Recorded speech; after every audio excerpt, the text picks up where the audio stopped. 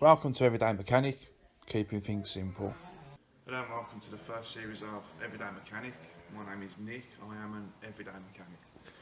Today we've got a Ford Focus C-Max 2005 plate. We're just going to start off with a basic video checking oil level, just checking all the levels in general. We're not going to do the power steering level because it's electronic motor and it's buried away underneath the wheel arch, so we're going to leave that. Right, then we're going to start off checking the oil. Dipstick, polythene, you'll find them on most engines, except for some BMWs. And if you want to come and look at this level, you can see we've got 3 indicator marks. We're on the lower level, when we should really be up at the top level, which is ideal. Well, anywhere in this sort of area is ideal. This is a bit too low, so we're going to top that up and we'll check now. This is our brake fluid reservoir. If you want to have a quick look at this, quite easy to identify.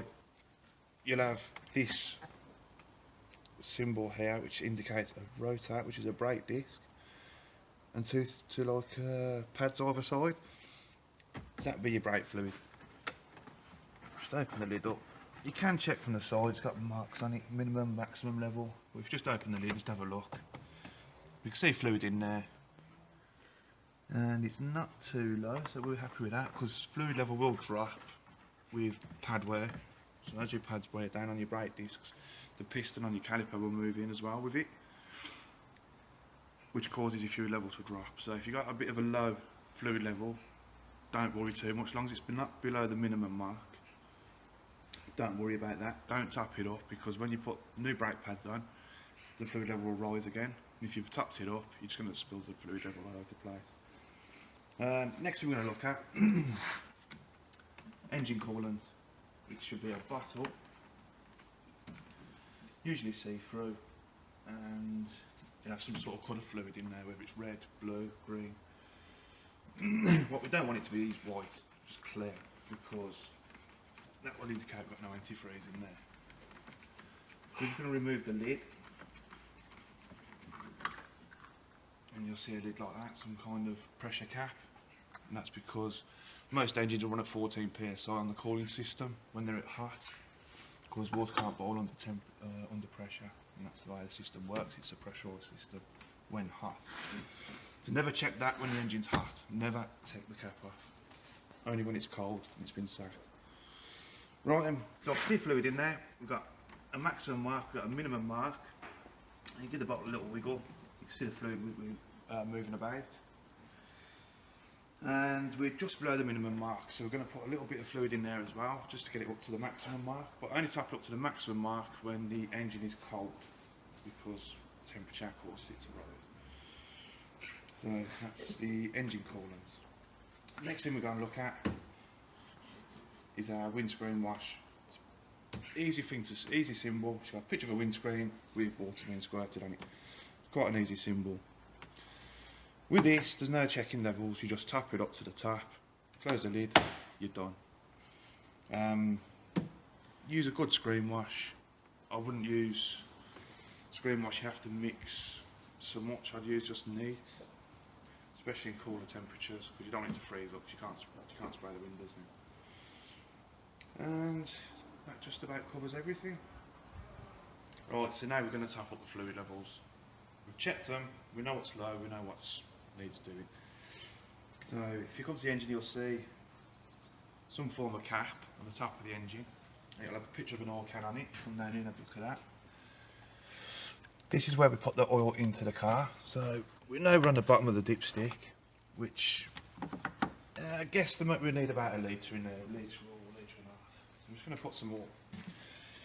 Now, the oil you put in your car, you need to call your, unless you already know this off by heart, you need to call your local parts dealer, give them the registration of your vehicle, they'll tell you what oil to put in there, and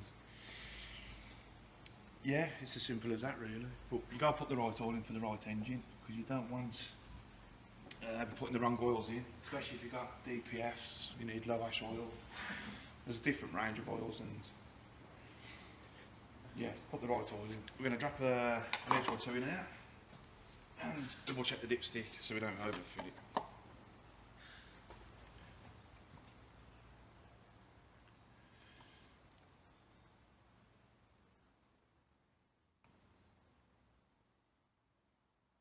That's roughly a litre. So we'll have a quick check of the dipstick now, see what level's at. So you're on the second mark up now. So there we go. So we're probably going to put another, just short of another litre in there.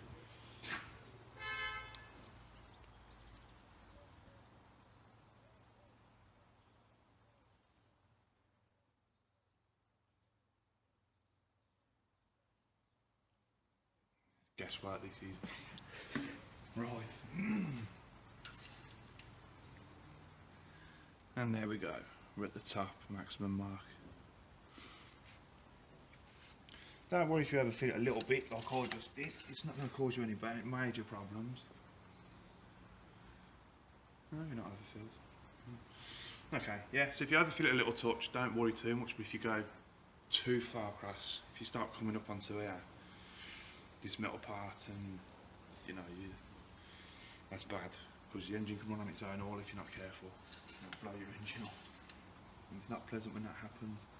So yeah, we're just over the maximum mark, just a little bit. Well, I'm not going to worry about that. I'm not going to start taking oil back out of it. There's nothing to worry about. So yeah, there we go. That's the oil. So now we're going to fill the windscreen wash up. No rocket science, just go for it.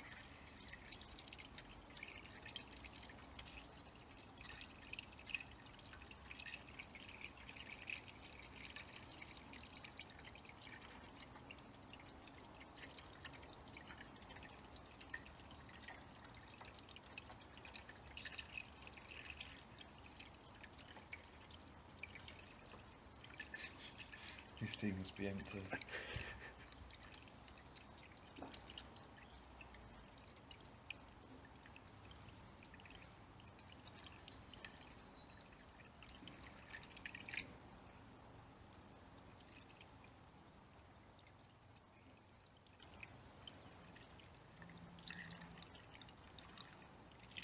And there we go, to the top. Close the lid, done. So now we're going to just top up the engine coolant. Antifreeze. This is red antifreeze, it's quite obvious because it's got red in the bottom. Let's just get a funnel so we can get it in there without spilling everywhere.